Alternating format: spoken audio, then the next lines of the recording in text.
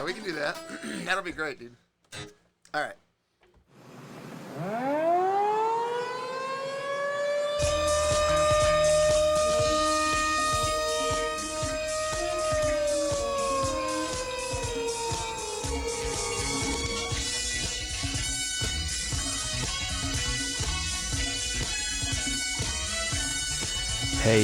Hey, this is Matthew Harvey here with the 12 o'clock siren, recording live at the 903 Broadband Studios at the Cowboy Corner on the southeast side of the downtown Leonard Square. On my left is James, back in action, Hartley. What's up, guys? How are you? I'm well, man. Back from the valley. Hola, ¿cómo estás? Bien, E2. Yeah. No, it's good, man. I've come back all snobby about my Mexican food and, Yep. you know, like a slight accent. Yep. Oh. I was in Mexico for 8 days. I came back speaking Spanish and hashtag ceviche all day. Oh, man. Dude, that's my favorite. I made some when I got back. Yeah, if I could do everything, or eat something every day, it'd probably be ceviche and like a tuna, seared tuna salad down there. Yeah. Fantastic stuff. Sounds terrific. I went the cheap way and used tilapia and shrimp, but I made a pretty kick-ass ceviche. Right on. Well, welcome back. Thank you. For those of you who don't know, James was down in the valley on the Texas-Mexico border on behalf of the military, taking care of the border situation, helping out anyway, doing what he could. So he's back, and we're doing a podcast here. It is third day of the Leonard Picnic, third day of 3 days, and we've got our headlining artist, Texas Hill, here. Sadly, Craig could not make it, but we have Adam Wakefield and Casey James. Hey, guys. Thank you for having us. Keep it down, How folks. are you? In the back. Settle down. Still the into live that audience intro likes you. music was pretty rocking. I'm not gonna lie. Did you like that? It was really nice. Is that from Magnum PI? No. or- That was Dallas. Dallas. Okay, Was it really? close. Yeah, that was Dallas. Spectacular. Yeah. I wonder it brought back good memories for me. You don't know the story behind it. The reason that we use it is our high school, the drill team, has notoriously for 30 years. Yeah, a long time. As long as Dallas had been around, they came out at halftime at home games and I think away games. Maybe, I don't Home remember. games for sure to that song. It was like every time they'd come out to that, it was like this big presentation. You know, one of the ladies in town like implemented it back in the day, and it's one of those traditions that hung around. So that's why we use it. Very So as a cool. hometown podcast, we I threw dig that it. in there. That was moving. Yeah, so good. Glad y'all enjoyed that. We appreciate that. But Thanks for you having us, guys are headlining our 143rd annual Leonard Picnic. Yeah. And Are you for real right now? yeah, 143 143 years. That's Yeah, amazing. dude, since 1880 established. It's crazy. They were doing this, and this podcast has been around the entire time. It has. Spectacular. Yeah. We were originally the siren. W1. I don't know. W1. I wasn't ready for that one. Sorry. It's all right. I A for effort, though. Tons of strings and cans were Yeah. strung Yeah. across Yeah, exactly. all of Texas. It was amazing. Yeah. Well, welcome to Leonard. From what I understand, you're coming in hot from Billy Bob's Super hot. Yeah. from Speaking Fort of, Worth, Texas, in the 98 in the degrees stockyards. hot. 98. Y'all played down It's there? like 198. Yeah, last night was a great night, man. They're still under construction. For those people that don't know, That's didn't what I know, heard. Actually, I wasn't aware either. and I walked in and it was. Oh my! Oh, she's Sorry, upset. that's my dog. Oh, sorry, guys. We're good. We're rolling live. Must be a Craig Wayne Boyd fan. Yeah, so we walked in and I was like, "Whoa, this is crazy!" But the front stage, they had it really well lit, great crowd. The dance floor was right there. So honestly, I kind of dug the vibe. It was a really fun show. Was that the first time playing Billy Bob's? As at Texas Hill, it was. Yeah. I played there, I think, 4 or 5 times. And Cool. That's cool. But it's been a long time since I've been there because, heck, I wasn't there for a good minute before COVID, and then COVID, and Man, and then COVID messed everything up. and then we've been doing that, a little bit. Yeah, really put a damper on my solo career. Yeah. Yeah. Crushed it. That's what went wrong. That's what happened. Tell us a little bit about yourselves individually, and speak for Craig if you can on how, like, where y'all have come from and how you got together. Because I know you're not like lifelong friends or anything. Some of you may be. So what happened was I called a drywall company to fix my garage, and Craig showed up with his tools. And I was like, dude, didn't you, like, win The Voice? What are you doing here with all the, like, tools doing drywall?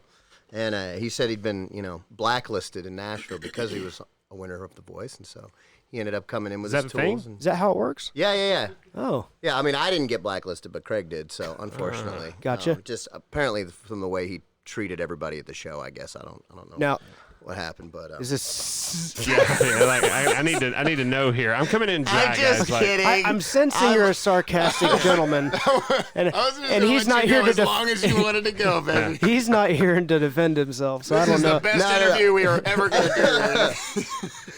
So no. So Craig was doing the drywall in my garage, and it was actually Craig's idea to put us together. Okay. I think he was. Because the website lied, if not.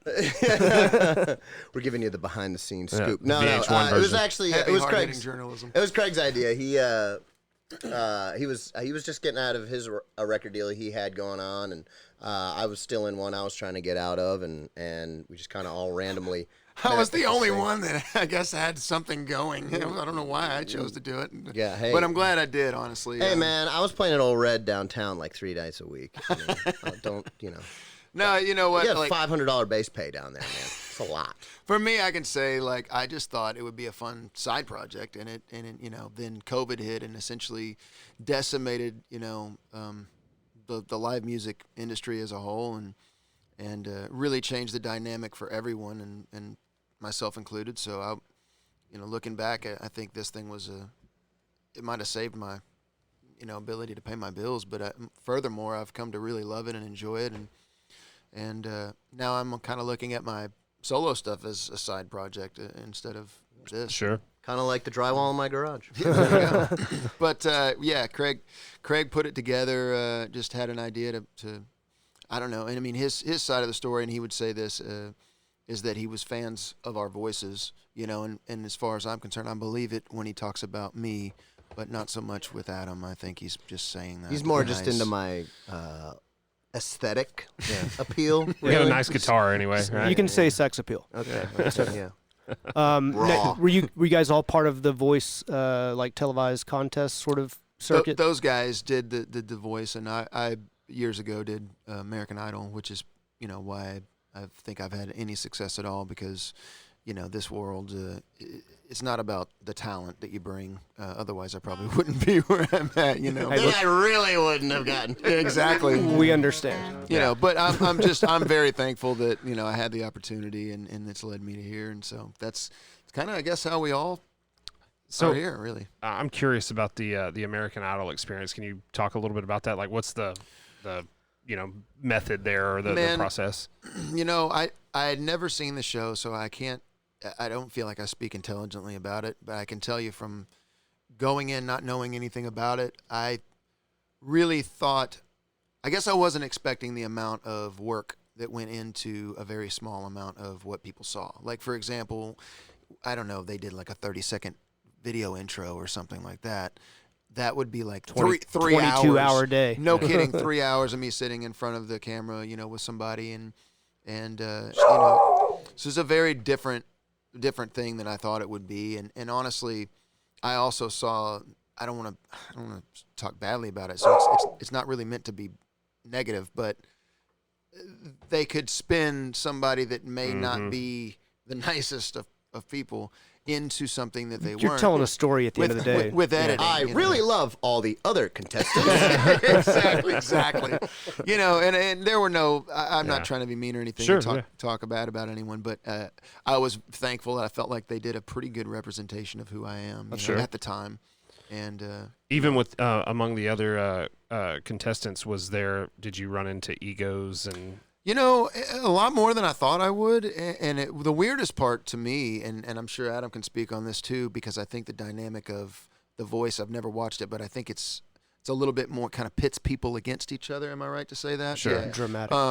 I felt like even though Idol really, I don't think is that, at least then, I don't know the dynamic of it now, but when I went through it, I didn't feel like there was any need for that. It's like, man, go out there, do the best you can. Seemed pretty pure. And honest to God, like, just wish everybody, I really just wanted everyone to do the best they could. Like, I can't imagine going out there doing poorly how I would feel. Like, well, I can't imagine, because there were times where it happened, Sure. But I was like, this is a subjective thing, so just go out there and do what you do and let the cards fall where they're going to fall. Right. But I felt like a lot of people were kind of rooting against people. And I'm like, Sure. that, just because I do bad doesn't mean you're going to do good. Right. So what does it matter? You know? Oh yeah, dude! I used to steal people's phones and microphones.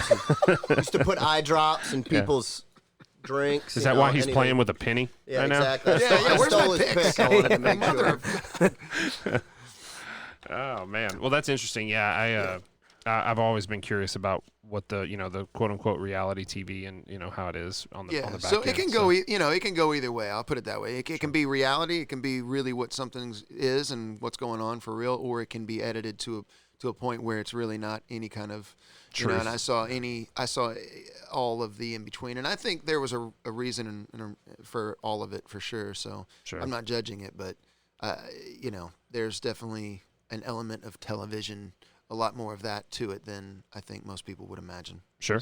So, Adam, would you concur from the voice perspective? Yeah, I think what was funny about one of the funny things about it is by the time I did it, they've been doing it so long, and so many people had been there and been doing it so long.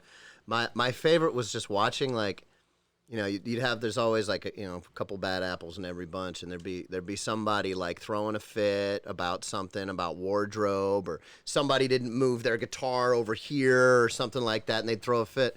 And man, just seeing the look on the like people that work for the show, because the people that work for the show are the coolest, chillest people ever. Because I mean, and they like with the voice at this point when I was on it, they were doing 2 seasons a year, so it was like a full-time job. So I mean, literally, it's just like a full-time job for these people. So people come in and start yelling, and so somebody come in and be like, "Hey man, I left my guitar at the last studio, and nobody picked it up," and da da da, and they just be like, "Well, did you tell someone to grab your guitar for you?" "No, but I mean, I was running around. And All right, cool, man.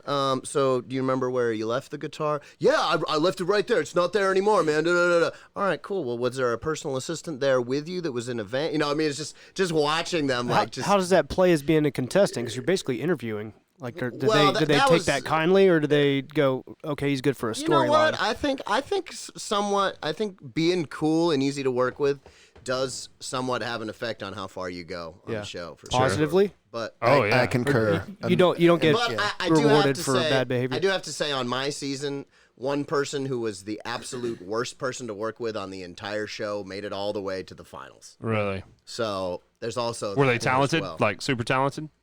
I don't want to answer that. Yeah. Next question. Because I don't want anybody to try and figure out who it Sure. was. Fair enough. Adam, you and I have to talk after this. I'm not going to say it on the microphone, but we have there's something in common there. Yeah. And Adam, you and Craig were on the same season? No. No. Okay. He was on The Voice? Yeah. He was on season, I don't know, 4, I think, maybe? Who would have won Yeah. if you guys were on the same season? That's what I want to know. Allison Porter. Good question. Between you and Craig. Good answer. Between you answer. and Craig. Specifically, between you and Craig, who would have won? Well, it depends, because for us to be on the same season, I would have had to have Mark been an that one adult off. to be on the season when he was on. I would have been underage, so I don't know. It would have been a different contract. Who won it your season? This girl, Allison Porter. Oh, same. Okay, gotcha. Yeah, she used to. She was. You ever see that show, the movie Curly Sue with Jim Belushi? She was Curly Sue. Oh, really? Yeah. Wow. She's Interesting. also an incredible singer. I Absolutely saw that in incredible the singer. theaters. I remember. Yeah.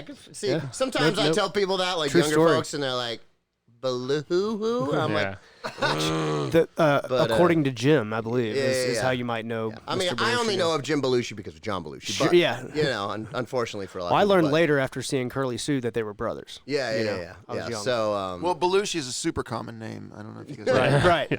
That's my name. So, I mean, that's the first thing. Incredible. First thing I've seen Belushi's him in in. this room alone already. I remember hearing her sing for the first time, and I was like, "She's gonna win it." Yeah. I don't care. Called who it. I don't care who it is. She's winning the show. I couldn't have been more wrong in my season. I picked yeah. like, I don't know, 4 or 5 people. I'm like, these people are going to win. Who won it your season? A fella named Lita Wise. Oh, yeah. Yeah. I actually watched that season. Cool. Yeah. He's an idler. Yeah, I was back in the He day. texts in and all that stuff. Except I couldn't do the first few episodes because I get secondhand embarrassment really bad. So I get that as well. dude, It crushes me. you I know, get anxiety. I'm like, man, why are you doing this? Do you not have any friends that told Dude, you hey, weren't any good? you would have felt really bad for me. Really? Yeah, you go back and watch mine. It's Okay. it's really bad. Yeah, I will. Really bad. I'll Matter check of it. fact, I can tell you, it's like probably the worst I've ever sang in my entire life because there was this girl that crushed it in front of me, and the way that they had it was like Worse than Billy Bob's? oh yeah, way worse. Thanks a lot for that, by the way. I felt pretty good about that show until just now. They had this like set thing, and you could see through the little cracks. Sure. And I'm standing there, and they would position one person behind, and then this person goes up, and then they leave, and then you walk around. Oops, Right. sorry. And then you walk around and do all that. Well, the girl that was before me was insanely good, and I was like, well, this girl, she won it, and it came out later to be a girl that's actually really successful right now. She crushed it. They told her no. She's heaving, sobbing, and they're literally just like ushering her out as she's sobbing, and they're ushering me in, and I'm just like, I just felt. Yeah. I was like, this is not normal. Like, Didn't set normally the mood you right. Stop and say like, oh my gosh, number one, you're really great, so Yeah. don't listen to these people. Yeah. Number two, are you okay? Like, you stop, and they're like, no, okay, now sing. Yeah. And I was like, Yeah. It was just, it was really bad. Yeah. You got some common human decency there, and they're Yeah, like, and no. they're like, no, we don't that's have any not- time for that human stuff. You need to sing right now. Sing. All right, Dance you monkey. loser, get out of my way. It's my turn. Exactly. Excuse me. Go cry home to your Take mommy. your tears somewhere That's else. show business, sweetheart. Yeah. That was in the time too, right? Because there was a time early in the American Idol run that they didn't allow instruments, but I guess your season they did, right? So yeah, that's actually a funny story. I didn't know that, and my mom came to me because I didn't grow up with television, and I didn't even have it when I was grown because, I mean, I guess it just wasn't part of my life. I never thought about it, so I didn't know anything about the thing, and I knew enough to know that they didn't allow instruments. Right. And so my mom came to a show one time. She's like, "This is the last year that you can audition." I was 27, I think. I don't know if that rule still applies, but it did then. It does, And she's like, "You need to go audition." I'm like, "I can't. They're gone. The last audition's in Denver, and it's tomorrow." And she's like, "I'll let you take my truck." And she had just bought a brand new Tundra, Toyota Tundra. You're like, sure, And I was road like, trip. Absolutely. Yeah, road trip to Denver. You What's let the me worst drive that your could big, happen? giant, fancy new truck. I'll drive that thing all night. So I did, and they let me play my instrument, and otherwise I never would have bothered because I definitely don't feel like I have, well, on any level, but specifically if it's you just talking about vocals. I don't know, man. That little push. Sanjaya. It's good, man. It's good for you to be objective like that. Hey, man, it's true. Think about it. Think about how many people can sing and how many people can sing amazingly. I mean, I'm thankful and happy with where I'm at and what I do. But if you're talking about, pure, I don't want to say talent, but like capabilities. Sure. I'm certainly Proficiency? not. Yeah, I'm certainly not on a level that I would think, oh, I'm going to beat 100,000 because it was like 120,000 people that auditioned that year. Yeah. So I mean, are you kidding me? No. Right. I saw people in the line that got told no that were 10 times better. You're like, know? why Yeah, am I here? like I said, Sanjaya made it.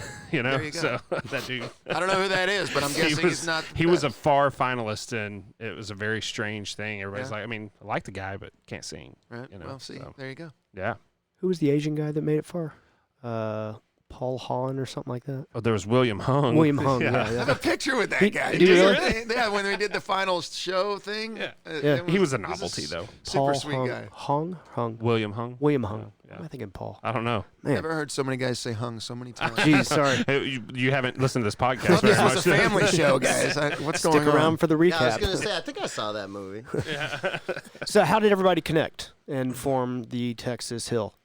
We met at a place down the street from where I was living at the time. I walked in. I specifically remember this moment because it really made me happy. I walked in, and he was wearing a Star Wars shirt. And I was like, okay, we're going to get along just fine. Come to find out, Adam and I were born, 2 months apart from each other? Mm-hmm. So even though we grew up on different sides of the world and we're very different in terms of our, everything really, we somehow kind of feel like we know each other because we grew up at the exact same time. So all pop culture references, all movie references, just like the stuff that I joked about with my best friends, he joked about with his best friends. Y'all and have like a whatnot. stepbrothers moment. Very much so, yeah. Yeah. And Craig? I hope not involving a drum set. But Yeah. I was It was hoping Craig's guitar, actually. Don't touch my hotel key. I hope it involved Southern living. Yeah, it was funny. I remember when I keep forgetting to tell the story.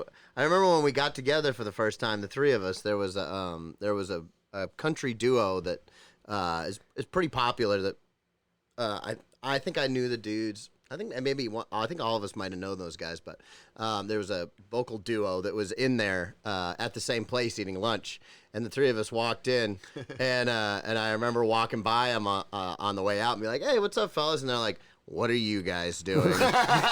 We don't like the looks of this." This is in Nashville? Yeah. Okay. Yeah, it was really funny. Are we based out in Nashville? Yeah. Okay. What's your situation there? Pretty good, you know. You have a studio. After taxes, I'm pulling down about 78 grand. Well, I wasn't asking those You figures. know, it's on my second mortgage. Yeah. Go hungry sometimes. Now, what's the vibe? Because I'm guessing y'all spent some time in Austin too, right? Yep. And the last. Well, I did. The last interview that I was a part of, a friend of ours that is based out of Nashville now, he spent a lot of time in Austin, a lot of time in Nashville doing the music thing, and he had some interesting, comparisons and whatnot and contrasting ideas. What's y'all's take on the Austin versus Nashville scene? I can speak on that, I think, because I don't know how much time you've spent in Austin, Adam, and I'm almost 0.0. I will say this, like, for me, born and bred in Texas and full out, always will be Texan. I feel like Texas is a really, it nurtures its artists and like helps, and there's a really nice community. And I'm doing my best to be correct here without like really being offensive, but I feel like Texas has the music side of it, but not the business side of it. I was going to say Nashville's more the business side of it, and maybe not as much of the music side of it. And I don't mean that in a mean way, but unfortunately, at least in my experience, there are a lot of folks making decisions for the rest of the world when it comes to music, right? That really don't have a passion for music. Yeah, the art gets lost a little bit. Yeah, and I understand, because when you get a job, it becomes about money and you need to support your family. But I just wish those people would do something different. Sure. And I wish that folks that had a really be a stockbroker or something. Yeah, exactly. Yeah, and there's a million ways to make money. Why do you need to destroy the art of music to make your money? It really to say that it makes me angry would be. I'm really not trying to be negative here, but yes, but everything's horrible. Here. No, I'm not. I really am not trying to be, because it just is what it is. I'm Sure. not complaining about it. To me, it makes perfect sense. You got Live Music Capital and you got Music Row. I mean, that's exactly right. So. And like I came from here, where honestly, even like local bands were making really decent money. Sure. And then you go out to Nashville and people are getting paid $20 to play 6 hours, and they at a laundromat. You can't take a bathroom break. Adam can speak on this because he's done it. Right. And I thank God I probably, if I would have went to Nashville without a record deal, I would have been really let down, and I probably would have came back to Texas super fast. That's the truth. Nashville. Here's the thing with Nashville. There's a couple things. It gets a bad rap because of all of the terrible music that comes out of Nashville. Sure. Yeah. So it gets a bad rap because of people who aren't into commercial. That's what I call it. There's a lot of commercial music coming out of Nashville. So anything you hear on mainstream radio, I consider that commercial music. Music that has been funded by people that are trying to make money, and people who are getting money from giant corporations like Clear Channel, and those people are supported by people like Ram Trucks and by Anheuser-Busch. So it's a gigantic group of people all trying to make money off of poor people and get them to spend their money on stuff that they don't need. So and they've got it based down to an algorithm. You pretty much just named exactly how all of everything that's sold. And you is offended done. our owner, our of Clear sponsor. Channel. Thank you. Clear Channel is an owner of our podcast. Canceled. All right. So here's the thing. So We'll edit that part out, You got right? a huge group of folks in town who are creating commercial music and trying to create, trying to make money and create things that's going to be consumed by people that aren't, they're trying to sell a culture, right? Mm-hmm. And that's the idea. So that's fine. And there's lots of that going on in Nashville. I think it gets a bad rap because I don't really, like, great example. So many times I run into people and they're like, "Oh, you're in Nashville. Do you know this person?" I'm like, "No." Yeah. I don't know them. It's I don't know a city. them. I don't know them. Yeah. So like, and it's a small town, but it's one of those things where it's like, I've met so many great people. Like, for great example, on Wednesday, I went to Rudy's Jazz Room and I saw Pat Bergeson, who lives on my street, who's one of the, as far as I'm concerned, one of the greatest guitar players in the entire world. And his buddy, Bruce Foreman, who is one of the greatest jazz guitar players in the entire world, was at his gig, and I went to go see them play. And Nashville is not the place that you would think you would see two of the greatest guitar players in the world play jazz, right? Right. But it's there. You just have to look for it. You have to find the right people. You have to find your people that you love. You know, when I was lucky enough when I got there to kind of luck into a gig playing at one of the local jams where all the musicians were hanging out. So I think the thing about Nashville is that it's one of those places where people who excel at what they do move there. Right. So if you don't excel at what you do, if you haven't put your 10,000 hours in, don't go. Right. Because you're just going to get there and you're going to get this like super negative, you know, experience thing about it, and you're gonna be like, oh, this place is, everybody's snobby and you have to network and all that stuff. It's like, that's not true at all. I showed up and within a week I had a weekly gig. I was playing downtown. It's just one of those places where, you know, if you're gonna go, you better have done your homework. Hang on. I completely disagree with it, and I'll tell you why. Right now, anyone can do this job. And it is absolutely 100% apparent in the music that we're listening to, just like what you just said, the commercial stuff. A lot of folks, unfortunately, and this is a positive as well as a negative, like to be inspired and inspiring to people. Like, the truth is, it doesn't matter how much talent you have. The truth is, you don't have to put in your 10,000 hours. I'd love it if that was true. I'm not talking about commercial music. Commercial music, okay. They're just looking for ex-baseball players who decided they wanted to play G, C, and D. There you go. That's a whole different. That's a whole It's different a brand. thing. Yeah. So the guy I was talking about, JDK, he was in, and he said, we asked him the same question about Austin versus Nashville, and he said similar, that Austin has a great scene. And he said, I hate to offend anybody down there. He said, but the level of talent in Nashville is unbelievable as far as just musicianship. You know, now regardless of bro country or garbage music or whatever. Well, yeah, I mean, it is definitely a place that people from all around the world. Like I've seen and met people that are from literally all different parts of the world that have come to Nashville specifically because they know that's a hub for musicians. And like Adam said, you know, they put in their 10,000 hours and they're ready to rock, and they will succeed and they will work and they will probably be happier, you know, than the average Joe that, you know, didn't do that. But so yeah, there's definitely a caliber of musicianship that is top notch. There's also lots of different things to do in Nashville. You don't just move to Nashville to write country songs or to sing country songs. Sure, like, yeah. Like well, that's apparent with what's on country radio right now. So exactly. We better X-nay out of this entire conversation because Craig is going to have a straight stroke. I guarantee it. No. A really good example of that is Jack Roosh is a great example of that. Jack moved to Nashville. And, you know, he plays with some folks, plays with like T. Graham Brown and you know, kind of does the typical thing. But Jack makes most of his money and does most of his thing. He moved to Nashville and he got an Instagram following and he started playing around, playing some local gigs or whatever. And a lot of the local folks in Nashville started hearing his playing and they're like, oh my God, this guy's amazing. Sure. Next thing you know, he's got a whole bunch of Instagram followers and he's teaching lessons and everything. And his entire thing that he does is completely separate from Nashville. Sure. You know what I mean? Like he's got his stuff that he does on the video. He's got he does, you know, guitar workshops. He just happens to live in Nashville. Sure. Yeah, exactly. But he met a bunch of people there that were kind of doing the same thing as him. So it's like there's so many different aspects of Nashville that are great that you can get into. It's just like, you know, don't expect to be able to just go there and succeed. And like, for me, I'm a great example of someone who's like, I've tried on every hat there is. You know, I play down at the, I go see jazz at Rudy's. I played in the Bluegrass and the Steel Drivers. You know, I host a blues jam. I mean, I'm, you know, I went there and I've done every possible thing I can, and it's, you know, just kind of throwing shit against the wall and seeing what sticks. Yeah. You know, diversifying your portfolio. So I was thinking the same thing. Well, and I guess what I was getting at earlier is like I feel like and it's just a result of how many people are there and how many musicians are there. Is that you know, I feel like the local scene is kind of, it's really hard to.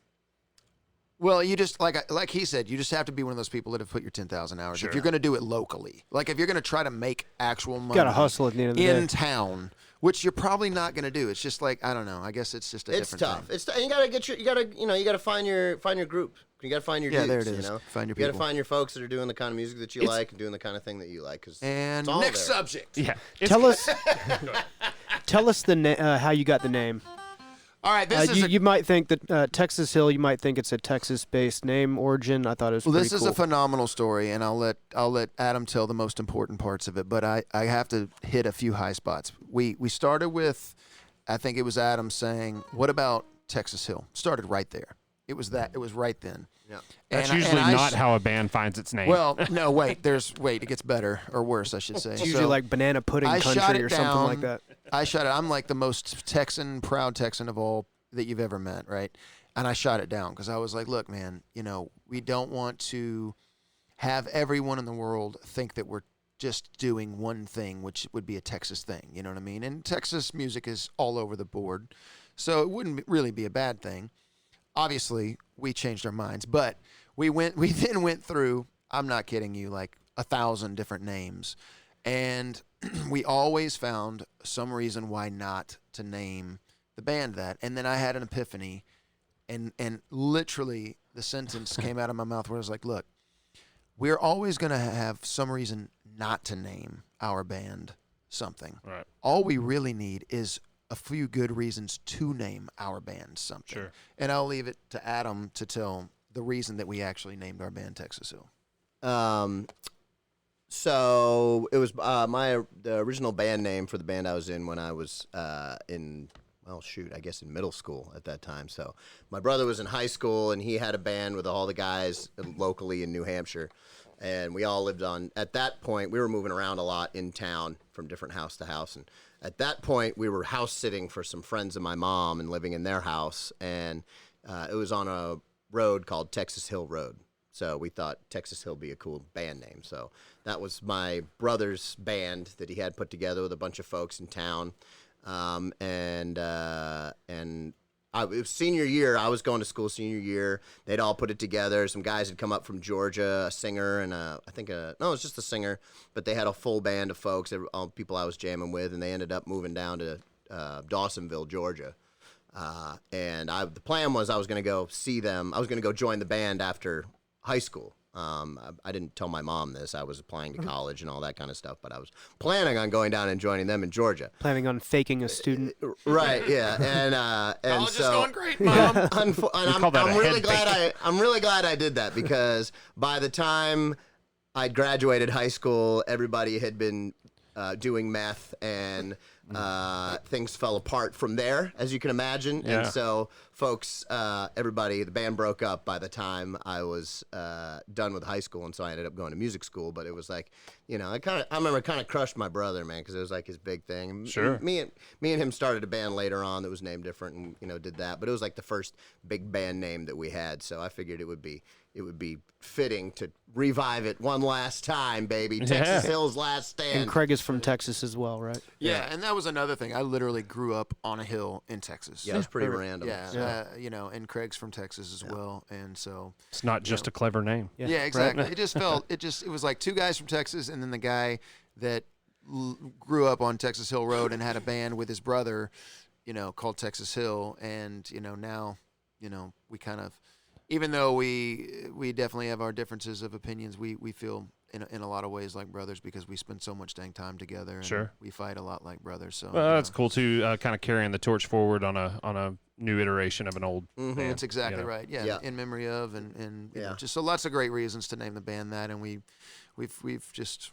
It's the best state to reference in a band name. Absolutely. I mean, think about how many names of bands that have Texas in it. Yeah. I mean, there's so many. Well, it was funny when we were picking it. We had some folks that we were working with at the time, and I remember when we picked that name, and they're like, "Oh, we don't want you guys to get pigeonholed as a Texas band." And we're like, "Oh yeah, nobody makes money playing music in Texas." Yeah, exactly. Right. And on top of all of that, the official business name is Texas Hill Company. So think about that. Okay. Take Texas it in. I got it. It worked its way through the wickets. Yeah. Takes a second. Man. So I was reading your website, and I've got a note here that says that we're a gritty amalgam. Oh gosh, let's talk about the amalgam. I'll get to that. I wrote down, give your web writer a raise. I felt like I was ordering a high-end, responsibly sourced meal when they described your voices. Oh, good. All right. Well described. I love the words they used. Do you have any ideas? What words did they use? Yeah, did you write them yourself, or did somebody write it? It was my cousin Daryl wrote that, actually. Daryl? No, just what does it say? Read it. I want to hear. You want to take a shot at your own description? You go first. I want to hear what Adam describes his voice as. Okay. Angelic and beautiful. Is that coming out? I can't wait. You got to do better on the locally sourced, farm raised. HGMO, GMO free. I don't know. Vegan. I don't know. Check this out. Now act like you're ordering a meal right now. Blends a rootsy bluegrass and Americana rasp. Ooh, it's like a nice red. Pairs nicely with a cab. I thought that was fantastic. Good job to your cousin Daryl. What was it again? Blends rootsy bluegrass and Americana rasp. Ooh, That's yeah. pretty Americana. It sounds like a fancy cocktail. Every genre of music. Is that with arugula or not? Yeah, right. Yeah. It's a deconstructed. I'll take that medium rare, please. Toasted, please. Deconstructed. It's good. Well played. Yeah. Casey, Let's hear it. any ideas? Want to guess? I mean, I don't know. Like, I'm not even gonna do it. No, I was gonna say. No, I can't. No, It's it's fantastic. It's fantastic. Let's hear it. A blue-eyed soul, Oh, quality, and I told you I had to Google the definition of this word. And deft blues guitar chops. Oh wow, deft means Deft? good. They made a it means mistake. Adroit. Yeah, Yeah. I'm not familiar. Like my Really? vocabulary is really small. Capable, Not capable, right? You're A selling blue-eyed yourself soul short. quality and deft blues guitar chops. All right, So- I accept. Comes I with Brussels accept. sprouts or asparagus. I feel like that's a throwaway description though, just because I actually have blue eyes. Like, so that it just seems I don't know. It adds a little American, wholesome sort of. yeah, like the guy next door softness vibe. to it. All right, I'm cool with that. That's fine. Well done, whoever wrote this. Craig, so you want to hear it? Nah, he's not here. We're Okay. good. No, let's hear it. Let's hear it. Full voice of gospel-tinged country smoke. That's pretty dead on there, man. I mean, full voice. He's got a boomy, powerful voice. Now, what do you think about those? I mean, pretty dead It's on. pretty solid. I think if anything pairs well with a nice red, it would be Craig's voice on that one. Yeah. I would think a nice rye whiskey. Not what he drinks. No. Yeah. I think if somebody asked my voice, it'd be like Jaeger. You know? Like just Jaeger and Rumpelmints or Vomit, something. Yeah. vomit in an old bar. Does anybody even drink Goldschlager anymore? Does that exist? So over the last 8 months, 50-year-olds. I was down in the valley as we talked about earlier, and I actually had a shot of Goldschlager while I was down there. I used to think that was the coolest thing. Oh, yeah, had high little school, flecks of man. gold. Everybody It is drank cool. That shit in high school. Yeah. Very cool. Stuff. Take a shiny poo. Yeah. Am I right? Yeah. You know? Yeah. Just Feel go fancy. on a Goldschlager diet just so you can see some shiny poop. Man, so amalgam too, right? That's a good. good Yes. one. Yes. Amalgam. No, what is that? A I did. blend. Talk about having to look up a word. Yeah. Yeah. Oh, oof. That's what I'm doing right now. Yeah. Definition. I have a photographic memory, and that was 5 across on New York Times 2 weeks ago, actually. Really? No. No. Good improv skills. Yeah, appreciate that. I wrote down. Soviet satellite from 1987. Amalgam. God. I wrote down. What's the worst band name that you didn't use? There were a lot. Shiny Poo Schlager. I probably have a list on my phone somewhere. We had Hang on. no. I remember one of the guys that we were working with was really into one we had called Uncle Roy, Oh wow. and I was like, Pretty "Does bad it one. come with a tool shed or what?" Yeah. Like, Yeah. The windowless van. yeah, exactly. Like That pairs well with water hose water. Yeah. Oh man, that hits home kind of. Yeah. I drank a lot of water hose. Dude, water you know as a what? kid. Now they say that's No a bad thing. No wonder. I wonder where the way we are. I kind of like the true. plasticky rubber taste to it. I don't Hey, know dude. why. You know what's funny is I didn't even like wait for it to like let all the water Well, that yeah. was in the water hose get out. I'm just like, yeah. Helps that immune system, man. Dude, Yeah, trust dude. me. It's like Definitely. licking the shops or licking the cart at Walmart or something. Keeps that up. So you guys just came back from Billy Bob's. You're doing Leonard, Texas tonight, which is probably the biggest on the week. I saw Alaska was on your tour list. Tell us a little about The logistics of the that seem biggest challenging. state in the country. You know what? It's not that bad. We did it acoustic, so we flew out. Pretty simple. I mean, we had, a layover in Seattle, one of my. Russia. Anyways, Yeah. it's a city. You see it from And there. then we went over and we played a few shows, and we had a few. Well, I don't really remember. I was not feeling the best, and then also that's a legal state. So, anyways, we were there. We played some shows and had a couple of days off. I ran into a grizzly bear. That was awesome. Outstanding. Wow. I tried to On get accident Adam up, or but while trying? Well, Yeah. so we had fish in the vehicle. It was vacuum sealed fish inside of a bear proof. I'm using snake bite fingers around that word. Bear proof cooler inside of a SUV that had the windows up. And I walked outside, and it was very late. It was like 3 a.m. sun's still shining brightly. I was going to go outside and there was an awesome hot tub, so I was going to get out there, and then I was going to go to bed. I took about 2 steps and then realized that from, maybe 8 feet away from me was a good solid-sized grizzly bear. Definitely big enough to kill me and eat me. And yeah, I just kind of slowly backed up like it was a T-Rex. I'm like, if I don't move, he can't see me, which is not the way that bears work at all. But he could have cared less. My wife would get on to me. Couldn't have cared less about me at all. Walked down and checked out the vehicle, and then I ran to get Adam so that somebody else could see the bear. And he. Yeah, I woke up to a text that said bear, and I was like, and rolled back over. Yeah, I'm like, I went into the room, and I'm like, you too, honey. Get up! There's a bear. I've seen bears before. It was so close. Though. It was awesome. But anyways, it was a great trip. We played some shows and. What cities did you hit? Where were we? We were in Anchorage for 2 dates, and then we played on Kodiak Island. Which was actually my favorite, even though it was overcast. I've always wanted to go to Kodiak Island. Yeah, sure. It was cool. My small time. You talked about it being a legal state. My small town time in Alaska. I was up there for some military training, and we left a ski lodge or a ski resort to go to a bar. And the lady was leaving that worked at the ski resort, and she was heading to her job at the bar we were going to. She's like, "I'll give you a ride." And I was like, "Great." And it's snowing and icy. We get in, military, right? We can't partake. She gets in. She starts sparking up a bowl while she's driving with her knees on this mountain road. And me and my buddy are looking at each other, and it's this tiny little Tacoma. And we're like, oh, man, we'll see. It's just, Jesus, take the wheel, you know? Yeah, that's just, you guys don't have the faith down here in Texas. That's right. I'm from New Hampshire. That's how everybody drives up there. All right. With their knees. It's generally a cold Budweiser, but... You can really do it. Yeah, I can get the same behind. rules apply. Yeah, it's true. It's true. So... Alaska was most recently, I saw y'all did the Ryland. The Ryman? Ryland? Yeah. I'm sorry, I said it wrong. 3, 2, and 1. Yeah. And Edit. go. Yeah. Ryman Auditor. Sorry, Yes. I'm not Nashville, man. Yeah, the Ryman Auditorial Society. Well, exactly. Yes. You got to learn that one. I'll tell you why. I mean, the Ryman is like very historic. That's That the thing, was right? the original Opry. The Hornets used to play there. I'm kidding now. Dude, you got me. But I love. You got me. I love the look on your Well done. faces. The internet has ruined me. I can't distinguish like satire now. I know, it's tough. Like, yeah. Yeah, but This guy had me earlier with the drywall story. I was just going to see how long he could do that for. It was quite amazing. Yeah.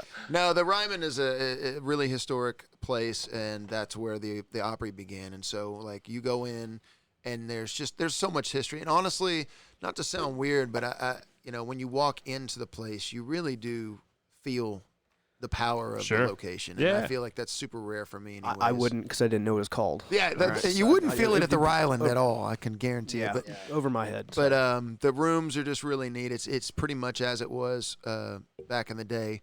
And, we've had the opportunity to play there, at least a couple of times, right? Mm-hmm. I feel that way when I walk into the bathroom at the Dixie Chicken in College Station. There you go. Historical. Historical. Did I write it correctly? No. Yeah. You're just reading your own writing. That's all. Yeah. I just wrote it wrong. Yeah. That's cool, man. I mean, like as somebody who music's, has been at a time very important to me. Places like the Ryman and, Billy Bob's and Green Hall and stuff. That you got to feel that stuff. You do. Absolutely. Is there ever a time that you felt like you made it when you're like, I have arrived? Like 8 years ago, and then it's just been downhill since then. Yeah. So I always tell the same story. It's the day I got to ride all the rides at Busch Gardens with somebody accompanied me with a cart. Concierge experience. Which one? They walk you up the exit. I got a guy in a cart, and he would drive you around. And you walk up the exit, and then you go in, and then there's this huge line of people all waiting out in the heat. And the guy walks over, and they go to open the door, and they're like, "Nope, stop! We got this guy." Yeah. What did you do? Any seat on the roller coaster, and then once they do that, oh man, the dirty. Do you get to boot somebody off, or do you get the? Oh yeah, they would literally pull people off. Yeah, and then once it's over, then they get back, right, and then be sitting there and like, you know, and then everybody will get up and they're like, hey man, do you want to ride again? Be like, oh hell yeah, I want to ride again. So then you just sit there and they kick everybody else off the thing and get the new people on. And you get to ride it. So this is because you're in Texas Hill, or is this unrelated? No, it was just happened to be a show I was playing with Craig actually. He at Busch Gardens. I think the whole time you guys told that story, I assumed it had something to do with the voice because the Idol thing it's just a random gig that me and him were both. Was that Tampa? Yeah. Yeah, I've been there. No, I could say been there a long time ago. The real thing is like, and I'm sure that again Adam can speak to this as well, but like with the giant monster, just titan of everything that Idol was when I was on it, they had so many connections, and so. Man, I mean, I could tell you, like, no kidding, like every single day. Like, for example, we went into the Pixar studios and I did voices for these like movies that hadn't come out, and then I was hanging out with like Antonio Banderas. I'd love to do voice work. You know, and we walked out, and you know, people are swarming, and then I got to go to some like movie debut at the studio. That's cool. You know, a screening and whatever, like weird stuff like that, and then go to Disneyland and get treated like, you know, royalty. Like I flew on a private 747 with 5 people. That's not a Learjet. You know what I'm saying? So like all this, and there was like, I'm not kidding, like 6 months of stuff like that. You know, every day, like hugging Anthony Hopkins. You know, like weird, and like sports people and Joe Buck, and like I've got so many stories of keeping your distance from Joe Buck. Like Gordon Ramsay, Pamela Anderson, like, and you just name Carmen Electra. What situations do these come up from them too? What situations these come up in? Is this like one, you know, one premiere or just odd every occurrences? other day people would come into the show and then they would have us do these weird like you know, things. So I mean, just, you know, as like characters in the show kind of, or just coming by to check it out. Yeah, and so all that to say, like when you experience that kind of thing, I just took it all in stride because I knew then. Bleeding. I'm like, exactly. Yeah. I'm like, it's never going to be this again. Right. I knew then. I'm like, it's all going to be in terms of like experiences. It has to be downhill from here. There's no way. It's probably why you didn't devolve into drug use and, you know, whatever. Exactly. So it's very true, man. You just have to keep. You're looking at. I was already there. Yeah. Hey, that's cool. I remember I was always like, well, for The Voice, it was always like, you know, singers and stuff, and it was always popular singers, and I hate popular music, so it would be like, hey, it's Pink, that's so amazing. I'm like, oh, Miley Cyrus, like, I don't know who that is, you know. It's like, it's just like all these people, and I was like, it's stupid. And then, and then I remember before one of the shows, we were all in there. I think it was when we were down to like 6 people or whatever, and Michelle Obama came in, and I get to meet the first lady and talk to her. That's kind of cool. I was like, all right. That's pretty cool. That's impressive. Man. Like one step away from meeting the president of the United States. That's pretty. That's pretty good. I was in a crappy like metal high school band, and I just thought I would have made it if somebody handed me my guitar. Like, you know, between songs or whatever. I never made it there. That's just what I was aspiring to. Hey, dude, go get a gig. I'll be your guitar tech for one night. Awesome. You can say that we can make your dream come true tonight. Yeah, we can. That's right. That's right. Do one song. I'll hand you your guitar. I'll be like, there it is. He's going to play One Step Closer by Linkin Park. I got to go frost my tips. You should do it tonight on stage. Like, but you need to like throw a fit. Like in the middle, like, where's my guitar? And then I'll like come running up with it. Like, I'm so sorry. I'm so sorry. Sorry, you'll get it next week when you hear the podcast. Exactly. You're looking at the third place contestant on America's Funniest Videos 2010 episode 13. No big deal. Yeah. Wow. Celebrity right here. Yeah. That's my I was nervous already. Now I'm like, I don't even know what to say. He got robbed too, to be honest. I'm just so glad I wasn't getting ready to trash America's Funniest Home Videos. I was just actually that's a good one to trash. Well, funny thing you say that. This is back in the MySpace days, or actually mine was active. I had to go back in and edit it because in my About Me, I referenced Tom Bergeron and how I'd like to punch him on sight because he annoyed me. Yeah. So I went back and like edited that part out so like maybe I'd have a better chance of getting placed or something. But, probably a good call. But we did get like the flight out there and the concierge. Yeah. I always wondered about that. Like, Limo pickup, that would and be expensive just to get there. Like. Yeah, if you're 1, 2, or 3, you get flown out per diem, hotel, that sort of stuff. Yeah, I'd just like to say, he got to hug Anthony Hopkins. I had to have an argument with the producers about whether they were going to pay for my mom's plane ticket to come to the show. I did the same thing for my sister's ticket. Your mileage may vary. Yeah. Yeah, exactly. She was coming from Scotland, so there is that. They don't have That's an international expensive travel ticket. built into the budget. I Got guess. I was like, maybe you guys can make an exception. I am a final. You said your mother's in Scotland? Yeah. Cool. She's from there? No, Or you're just moving? she moved over there. She works Tell them what she's an impressive lady. She's pretty cool, man. She works in social policy and everything, and she was working here for like health and human services and all that kind of stuff. When the administration changed, she ended up moving to Scotland to study, get her PhD. She did a bunch of research that kind of got her a bunch of renown, and they were gonna like present it at the Parliament and everything like that. Unfortunately, had some family stuff happen, and so she couldn't do that. But and then now she's she works like she meets with the I guess kind of like their president of Scotland quite often to like talk about stuff. And Cool. She's like I just want to Important say, lady. Hi, Mom. just want to say to anyone that's listened up to this point, I think she'd come on the congratulations, you have won $100,000. Please call Adam for your reimbursement. Yeah. This is a substantial podcast right here. But I feel like Thank you. We're getting down to the nitty gritty. Well, we are. Here's my next question. Here's a piece of paper. Texas is in your name. Can you draw Texas? Oh wow, you're about to. No, you're it's about okay. to see the weakest talent of all. Take your right time. We'll continue here. talking. It's going to look more like a jalapeno. That's a much better reason to move to Scotland than I have. I'd just be like, the whiskey. I don't Yeah, know. the whiskey. Yeah. What part of Scotland? Damn it. Edinburgh. Edinburgh. Oh yeah, I've been to the Royal Mile. Have you been there? Yeah, the Royal Mile. It's awesome. Yeah. It's like all the pubs. Super Edinburgh's cool. like my favorite city in the entire world, besides Leonard, Texas. Yeah, of course. I like that right there. You guys have you walked in with guitars. What instruments do all of you play? Do anything else other than the guitar? Maybe the ukulele or anything like that? Kazoo. Harmonica. Adam plays guitar and keys exceptionally well. I play the guitar and I pick around at the mandolin, and I used to be decent for certain things on the banjo, but I'm not proficient on any level. It's a hard one. That little half string. I almost What don't makes like it to so say hard? that, I'll be honest with you, because then people would expect me to be able to do it, and the honest truth is that I really can't. What makes it so hard? That little half string up top messes with me, man. Well, Hey, there are- not bad. that's a good Texas. I cheated. I traced it. Let's see what Hold Adam that up got. one more time. Hold on, here we go.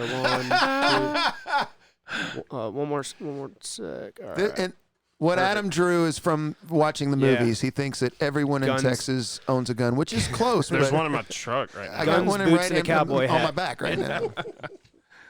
That's funny. That is funny. I really put my artistic abilities to the test, but It's all right. Pretty good, It's actually. not bad. It's not Pictionary. bad. I played a lot of Pictionary. Next question I got for you. You have a good two-stepping song? We do. We have quite a few. I would say Neon Heart is a phenomenal two-step. I don't know, man. Oh, two-stepping. Yeah. What? We need to get a line Like a dance Texas going for- two-step, Neon Heart crushes. Yeah. Neon Heart. Yeah. Noted. Yeah, moving south, we need a line dance for. That would be a good one. That's a good one. I just Beavis and Butthead on the interview there. No, that's okay. That's actually how we came up with the premise of this show. Yeah. Was watching that show. You guys have a song you want to sing? You We're want just to gonna do a do little picking? random tune here. Yeah. Anything Oh, by specific? the You're just way, gonna roll with it. I feel like this is going to be a really great deal because I don't have a pick, and I picked up this penny from your penny pile, and it's Probably a came off the floor. 1966 penny. Here you go. Ooh, That's So why. I feel like that that's might, why I keep we got to pennies. do a song. We're going to do a song from the year 1966. Yeah, Okay. love it. All right, let's do this. How He's we gonna play Craig's guitar with a penny. Matt Hillier played my birthday not long ago. Came without a pick. My dad, he's learning how to play, had the pick for him. Now I've got a penny. Not a musician. Here we go, guys. Let's hear it. All right, I'll remember it. Will you?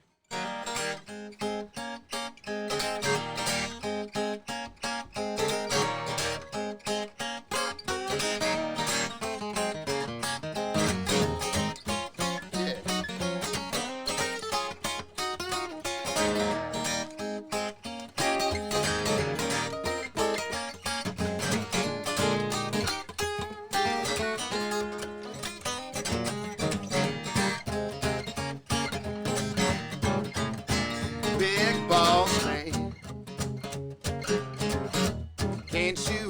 me when I call. Big boss man,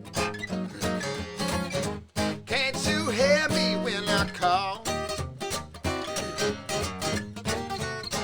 Well, you ain't so daily, you just talk. So, well, you got me working, boss man, working me around the clock. Won't take a little break, man, but you won't let cases stop, big boss man. Can't you hear me when I call? Well, you ain't so big, man, you just talk, that's all.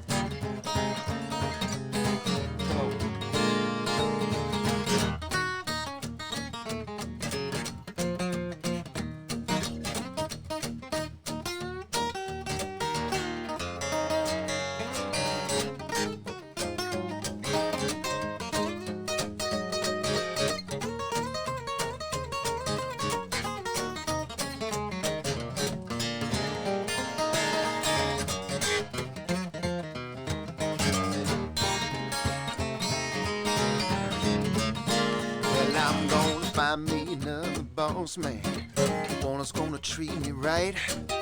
I work hard in the daytime and play real hard at night, big boss man. Can't you hear me when I call? Well, you ain't so big, man, you just talk. That's all. All right, what?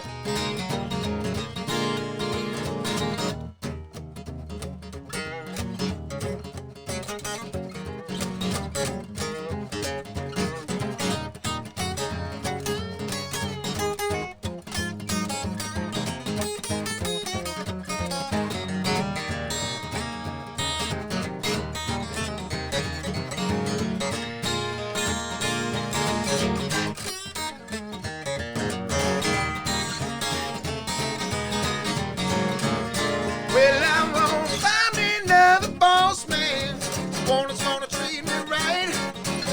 I work hard in the daytime and I play real hard at night, big boss man.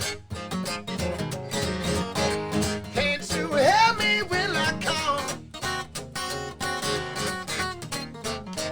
Well, you ain't so big, man, you just talk, that's all. Well, you ain't so big, man, you just talk, that's all. Yeah. Well, you ain't so big, man,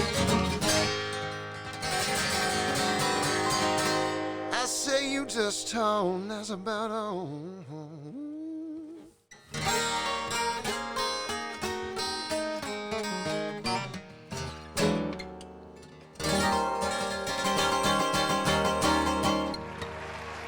I could do that. I think I could do that.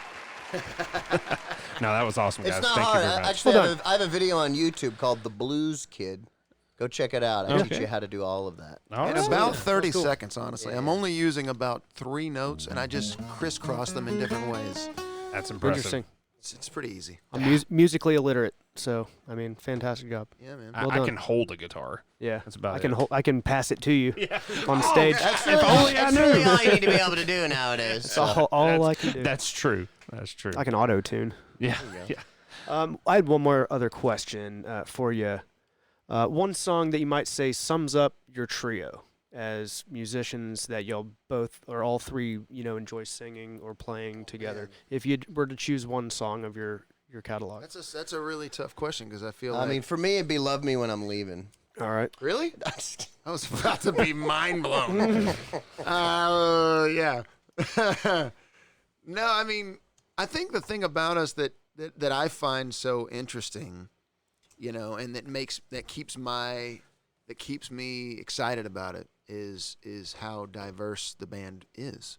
So it would really be tough for me to pick one tune because, like, for example, I can't think of two songs that are really more different than, say, like Four Roses and Easy on the Eyes. And I love them both. Sure. You know, I think something down the middle, probably like For the Love of It, might be probably if I had to pick a song, because we all sing on it. We all kind of do what we do. Adam, well, live, Adam has a great little intro, and he kind of does something different every time. And, and even live, if I had to say, Sugarcane's quite a good example of what we stretch out as a band. Might define you somewhat. Yeah. I know you don't want to be defined by one song, but well, we kind of have to define things at some point. But I mean, I feel trying like to get you to. We've got a bit of a jam band vibe in us, and I think songs like Sugarcane are great examples of that. But it's just a really tough question. How would you answer that one, Craig, Adam? It's the second time I've done that today. Well, my middle name's Craig, so there's That's that. just true. You're half right. Yeah, exactly.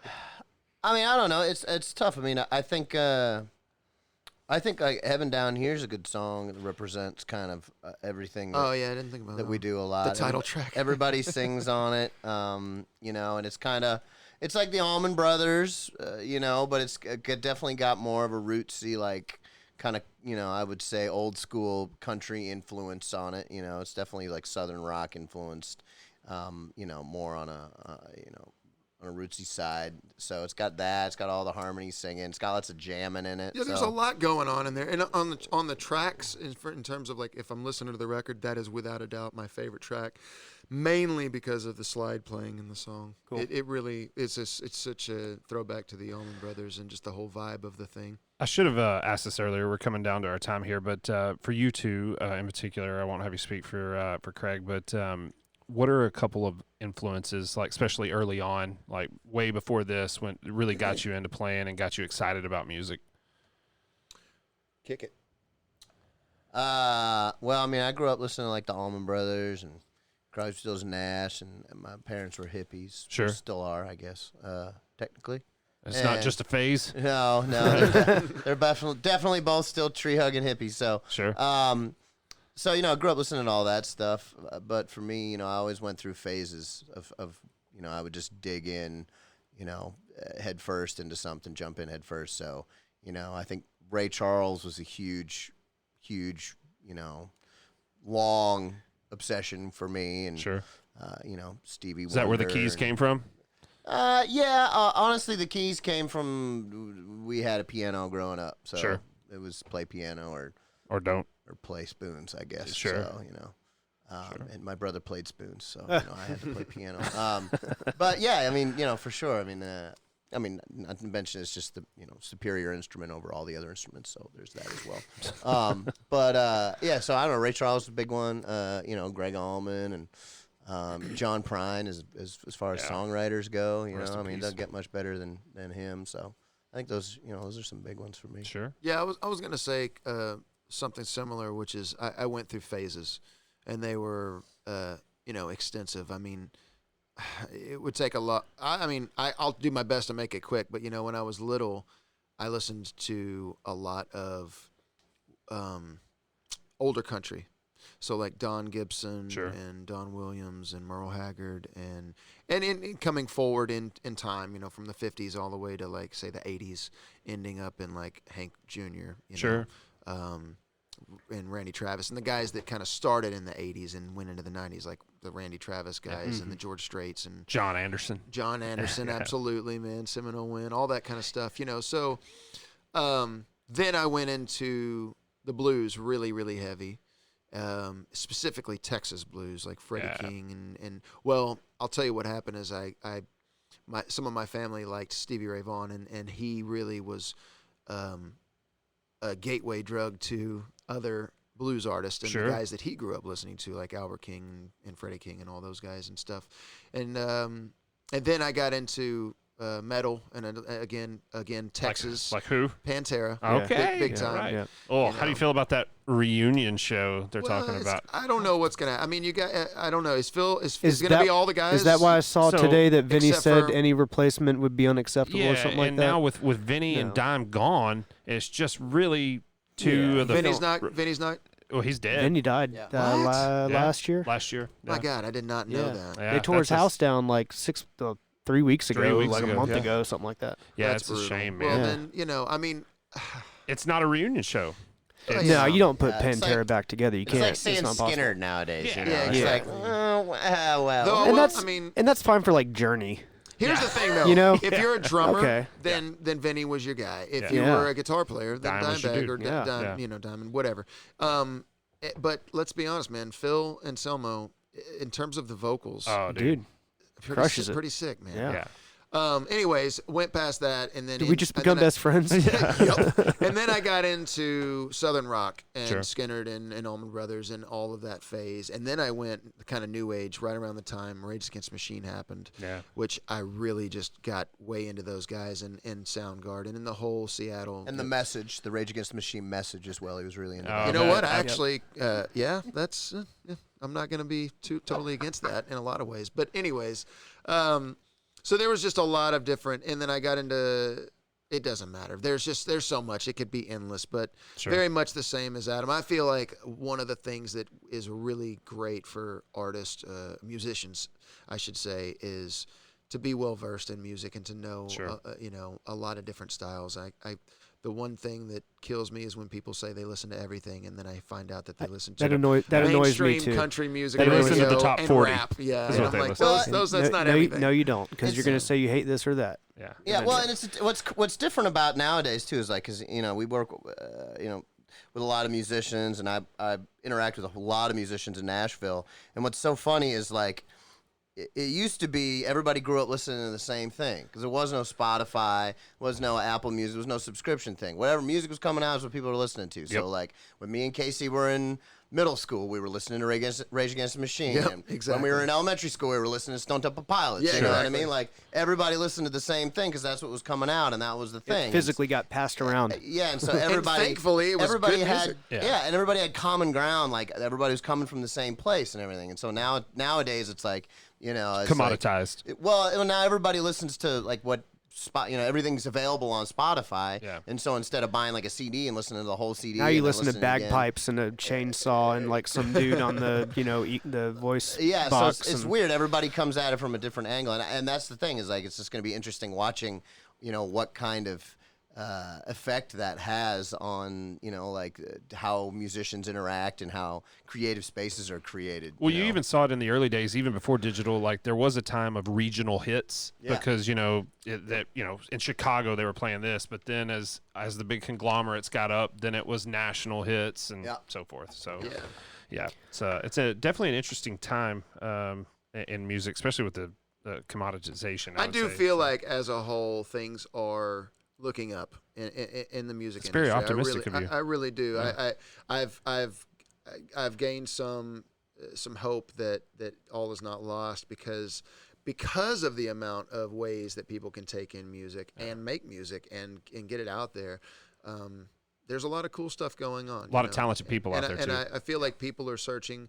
The biggest problem, and then we never got to it, and I'll glaze over it, and then we can move on. But is that if you allow, like, say for example, every single chocolate ice cream company in the world that made a chocolate decided to put a little bit of dill pickle juice in there, Right. and then over the course of time, people just expect chocolate ice cream to taste like dill pickle, Sure. and then people forget that chocolate ice cream's not supposed to taste like dill pickle. Right. And then somebody makes some chocolate ice cream. Exactly. And then people go, oh my gosh, that tastes really good. Well, I feel like that's kind of what's happening now. Somebody that makes puts sense. rap music into country music once, and then somebody else puts rap music into country. I've got a joke on that. I'll tell you after we. But all Stop here. that to say is like, you shove something into people's faces long enough, they begin to think that that's acceptable, and not only that, they think it's normal, and then they start to like it, and then Right. eventually you go, well, wait a second, we need to redefine what music is, and I think that's currently happening. So I kind of feel It's history positive. repeating itself, basically. it always will. It's Yeah. a pendulum. It's going to swing. Well, it's going to come back. It's the counterculture thing too, man. It's like just like what happened in the '60s, and everybody started like some of the greatest music. Like I feel like some of the greatest music that's going to probably come out in the next 10 or 20 years. Like especially with all the young musicians that I meet. Like everybody, like they're not listening to all the same all the crap that they're getting peddled by Spotify and everything because they've all figured out how to get around it. You know what I mean? Exactly. They've all got their Instagrams. Like Instagram, for instance, has like changed the face of like the music world for musicians, because everybody goes on there and it's like, everybody's watching 1-minute videos, so that's kind of annoying. But the other side of it is that, like, if you're a killing guitar player, if you can shred and play really well, you can go on Instagram and people are going to follow you and people are going to watch you. So if anything, at least it's, kind of the antithesis of what's going on in Nashville right now, which is this motivation for people to learn their instruments and to become familiar with them and to spend their time practicing and becoming really proficient on them. And what we're doing as a band, is a perfect example. Not to, I don't like talking about myself. We're tooting the horns, people. That's all right. But I will say Toot the horn, man. What we do is what we want to do. Yeah. And it is what we do collectively as a band, a group of people, and there's no outside influence. And that's what most artists would like to do. And right? and I've seen an uptake in the audience of people that are just exactly what Adam just said. They're people that are searching for realness. They're looking for something that they like, and they're finding us, and they're coming to the shows, and it's the most exciting thing that can happen for me in terms of watching something grow and knowing that what we're doing is it's meaningful to other people as well as us. But yeah, no, I mean, you see it, and I mentioned in the last podcast about people like Coulter Wall and Corb Lund and all those dudes, and that's definitely a more pure form, I feel like, and there's obviously there's some gravity there. People are attracted to it, So yeah, well, it's like everybody. Okay, you got your Friday night country music. That's great. Well, you need your Monday through Thursday country music too. Sure. That's kind of like for me. I mean, shoot, I've cranked up some Luke Bryan at 3 a.m. There's a time and place for everything. Like just a couple of those songs are cool, but 4 o'clock on a Monday, I'm rolling home from my painting job. The last thing I want to do is listen to a song about fishing, Yeah, exactly. I'm going home so I can wake up again at 6 a.m. and go back to work. Exactly. I want to hear a song about some real stuff, Sure. So I think that's a lot of that. Everybody needs their different kinds of music for different Gatekeeping's stuff. kind of stupid. I don't care if people like Kane Brown or, Luke Bryan or whatever. I do. Something that chafes at me is it's kind of the chocolate ice cream thing. It's not really chocolate ice cream with dill pickle juice in it. You know, that's kind of the thing. Well, right? for me, we get the question all the time is like, what do you think about mainstream country music? You know what I mean? And people try and bait you to talk shit. You know, and for me, it's like, look. If you like Luke Bryan, if you like Jason Aldean, it's chocolate ice cream with pickle made by fine. a guy who specializes in cheese. Yeah. You know? But my problem is that there's plenty of that. Now let's get some other stuff. It's about variety. You know what I mean? Like if the music industry, the record labels, the radio stations, they're in charge of what the public listens to. Sure. So it's their fault that people don't have enough different stuff to listen to on the radio. We don't need 17 songs about being in a truck on a Friday night and going down, sitting around getting bonfire. tangled up. Well, we don't need a couple is great. And let's have a different kind of thing. Yeah. But let's get somebody else playing a different instrument. Is it that one songwriter out there cranking them out? Is that one guy that's only got those 5 things on his mind? There's like 6 or 7, but I will say this: like everything has its time. You know what I mean? Like I can imagine when the guys in the 50s started getting overrun by the guys in the 60s. You know, and I mean I'm not saying 50s, 60s, 70s, but there are like sections of music. Do you know what I'm saying? Like there was like the outlaw stuff. Well, Elvis Presley got pushed out eventually got, like, by the Rhinestone Cowboy era. Then you had like the strictly country. Then you had like these harmony groups, and then you had like there's always these phases of music, and just because I really detest the current one doesn't mean that it's bad. It's just my opinion, and it doesn't mean that it's going to be there forever. And I hear people say stuff like, and you mentioned it's like, it's not this. Yeah. It's cool if you like it. But here's the deal: is like things evolve. There are only a few forms of music that are kind of consistently true. Like classical music is classical music. Is classical music. Sure. I feel like the blues has stayed pretty solid and true, and that's because the blues is a very particular thing. Hasn't been commercialized. And then that may be a part of it. But all that to say is like, country music is what people say country music is, unfortunately. Right. And, that's going to change, and it's going to continue to change, and it's going to get, I think now more than ever, there's a group of people that are actually doing what I would say is country music. Sure. And they're called like alt country. Yeah. They're called something different. You're like, no, this is the pure form. Americana or whatever Sure. you want. It's not labeled as country. And I'm going, well, and so it's country. just words that are being used to describe something. Like you want to call whatever is on the radio, country or, Woodinville. It doesn't matter what the word is. It's you either like it or you don't. And if you don't like it, don't listen to it. Absolutely. And I certainly don't turn on. Vote with your ears. Well, we're a minute 14 or an hour 14 into this. Sorry, and guys, you forgot to hit record, by the way. Oh my God, we've done that before. Don't do that. I've looked at it like 5 times. All right. We have a portion of this show at the very end where we pull 5 questions out of this here 5 questions out of this bucket and ask them to you. Random questions, quick answer. Quick answer. Kick it off there, James. Try it. So I've got 3 here. Matthew, you want to pull a couple out? I got 2. Okay. In your life, what are you most thankful for? Life? Yeah, sure. No, really. Fair. Just yeah. life. I'm thankful to be alive and everything that comes along with that. The ability to make it. Yeah, man. Just being here is nice. I enjoy it. Here in Have you ever Leonard, heard the Texas. song "It's Nice to Be Alive" I don't think by so. Ballpark Music out of Australia? No. Look it up. I'll check it out. You'll dig it. Dig it. How many? Oh, sorry. Yeah. My mom. There you go. Oh. Yeah. That's a good That one. was- That'll buy you some points, that was too. sweet. I was gonna say that's a great Christmas present for yourself. It's Sounds true. like a plane ticket to Edinburgh. That's right. Go ahead. Matthew. How many states or countries have you been to? Either one. Oh well, I think I've cut all the states, and I've been to a lot of countries. I'd have to think of for a moment. Okay, favorite country outside of the U.S. Yeah. Good. Oh man. Canada. You were going to say Canada, weren't you? No, I really, Please don't say Canada. Cameroon. I really will, man. It's gorgeous, and the people were really nice. Canada. Yeah, I have Canada? to say it. I've been to Do you- been to pretty much all the states.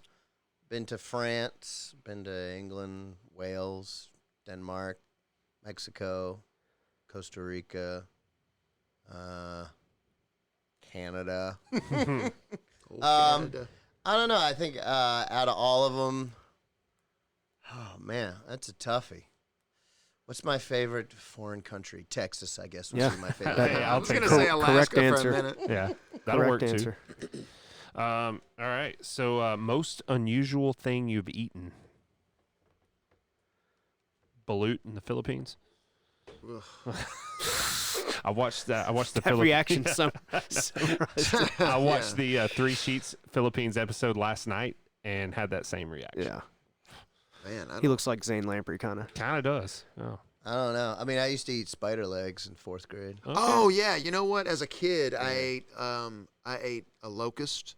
Oh. We literally got the meat out of the locust. I didn't eat the whole thing. It was like the size of a eraser on a pencil. You know, Tiny little ribeye. Yeah, you can I- you can fry up grasshoppers. They're actually pretty We good. ate I ate a I've had those grasshopper as well. before, Very yeah. crunchy, very weird. Yeah. I ate a fisheye at Rye about 3 weeks ago. That's all right. The waitress is like, "You won't do that," and I went. She goes, "Oh, you did." I had a rabbit's disgusting. eyeball. I have once. so much more respect for you now. Don't lie. He ate a rabbit eye, right? I did. Yeah. Yeah, and had fried grasshoppers. Oh, I've had armadillo. Don't ever eat that. Oh, really? Do not ever eat that. So I worked. I did a. I had I've a seen him job pull the with- shell off like a steamed armadillo. Let I me don't know tell if you it's something. It tasted exactly like what you would imagine that I've been interested in a that. shelled animal would taste like. Not at all like turtle or anything. I've had pretty much all the little critters, but I was doing some fencing with this group of Mexicans, and I was learning how to speak to them. Nobody spoke English on the crew, Yeah. so they would just we figured out a way to talk. I was mostly digging, so it really didn't matter. But every day they would just kill something in the woods and build a fire and eat it. They brought no food. They just brought water. And so They were playing the long what's game on you. impressive about it is the guy that was killing this stuff was killing them with rocks. This is Whoa. God's honest truth. He would Really? throw a rock and kill. I watched him throw a rock and hit a bird in flight. Swear to God. That's like a modern day David Goliath thing. I've never seen anything like it. The guy was like a sniper with a rock, and he would kill creatures or he'd knock them out, I guess, whatever, and then come and snap their necks or whatever. But we had rabbit, armadillo, all kinds of random Little does he know they were actually eating McDonald's, and they're like, "Watch, we're gonna get this gringo to eat some armadillo." This idiot. They're all laughing at me. Did you know that you have to be careful when you clean armadillo because they carry leprosy? I heard that way after the fact. I was like, wow, okay, I'm very lucky. Huh. Interesting. Yeah. When's the last time you pledged allegiance to the United States flag? It's been a minute for me. I bet Adam doesn't, but I probably do every morning. Oh, do you? Do At you? the foot of your bed? I actually I got in trouble in school for not pledging allegiance, and I had to get my mom to come in and talk to the teacher and tell them that I didn't have to do it. So I think one of the most patriotic things you can do is not bow down to the state. So that's my opinion on that. You said New Hampshire, right? Yeah. The Free Staters. Yeah, live free or die. That's our motto. Yeah. They're the The freest. big libertarian movement up there. Yeah. I was young. I was like, look, I don't know what it means. I'm not going to say it until I understand what's going on. So Ahead of your time. Now that he understands it, he does not say it. Last one. Let's see here. What song automatically plays on your iPhone when you plug it into your CarPlay or whatever? Oh, that's a good one, man. Yeah. I think mine's. Do you understand the question? A lot of people don't understand. Oh yeah, I know it every time. Okay, good. Mine is totally get it. It's annoying. Sometimes it's annoying. I'm gonna go. Sometimes it's a song you absolutely love, and then a year later you hate it. Yeah, no, mine's Africa by D'Angelo. Nice. Okay. Nice. All right. Mine's Aha. Is that Take on Me? Or Yeah, something? Take on Me. Take me on. Take Take on on me. Me. Yeah. Take on Me. That's a great one. That is a great one. I play that on touch tunes all the time at the bar. It's not bad. The problem is I had to actually fix it because my wife had downloaded some songs for like a wedding reception. Yep. She wanted to plug my phone in and have it be like the DJ, so she downloaded all the most horrible songs of all time. Yeah. Chicken And then, Dance, yeah, whatnot. something horrible. I can't remember what was popping And it pops up. every time. Yeah. And I was like, Mine- that's got to go. Mine I don't is remember what it was. Afraid by the Neighborhood, kind of a new song. All right. I don't have many songs. It's just purchased, and I don't have many of those either. Yeah. Speaking of which, I owe you guys $20 for illegally downloading it on Napster back in the day. Yeah. I try to pay artists in person when I get the chance to. We I've seen very it. much appreciate that. I gave Hank Williams III a $20 bill because I stole his music on Napster. He's like, "No, I don't want that." And I was like, "Take it, please take it. I guarantee I stole that money from you." And Ed Gein. Yeah, true. Yeah. Yep, They were very appreciative. they were. Yeah. They're like, "Yeah, thanks. Yeah. we'll take it." Yeah. They were like, "You don't want a CD?" We're like, "No, we already have it." Yeah, Yeah. stole that too. Yep. No, I didn't. Anyway, new music, anything you want to promote? Any shows coming up? You'll be in Fayetteville tomorrow. Not like it's gonna. If anybody's made it this long in this interview, I will say number one, thank you. But number two, check us out on all this. The nowadays Streaming the most services. important thing is the social media, which we don't do well at, but we do let people know where we're going to be, which is the most important thing because we want people to show up to the live show because that's really where we focus our attention on. Sure. Cool. Sure. All right. I think that's about it. Casey and Adam, thank you very much. Sorry we couldn't have Craig in here today, but I think you guys spoke well for him. Don't worry, we'll edit him in later. He may or just send us some clips. I was in Alaska. Hey, I'll upload it tomorrow so he makes the show tonight. We don't want to piss him off or anything. Yeah. Yeah. So your headliners for the 143rd Annual Leonard Picnic, Texas Hill, at least 2/3 of them, that is. Thank you, fellas, for coming in. We appreciate it. Best of luck tonight. We will see you on stage. Yep. Thanks for having us. Have a good one. Appreciate you, man. Cheers.